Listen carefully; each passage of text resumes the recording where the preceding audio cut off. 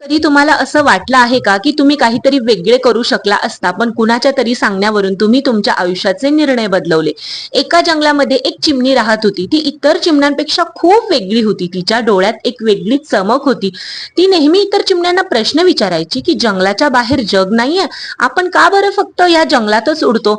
तेव्हा त्या चिमण्या तिला म्हणायचा, बाहेरचं जग चांगलं नाहीये, तेथे शिकारी असतात. ते शिकारी फक्त पंख तोडत नाही तर आपले स्वप्नही तोडतात.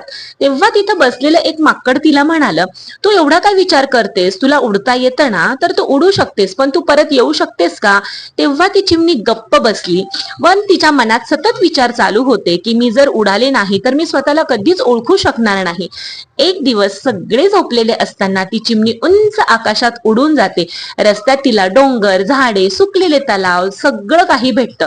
थोड्या वेळात ती थकते सुद्धा. तेव्हा तिच्या मनात विचार येतो, अरे आपण काही चुकीचं तर केलं नाही ना?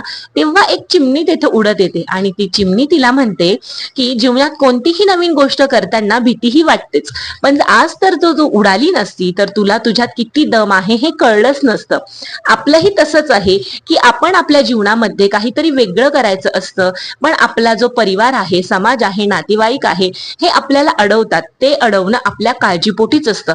पण एक गोष्ट लक्षात ठेवा, जर तुम्ही योग्य निर्णय घेतलाच नाही तर तुम्हाला हे कळणारच नाही की ती गोष्ट तुम्ही करू शकाल की नाही. आणि यशस्वी तोच होतो आयुष्यामध्ये जो योग्य निर्णय घेतो. त्यामुळे स्वतःवर विश्वास ठेवा आणि योग्य निर्णय घ्या.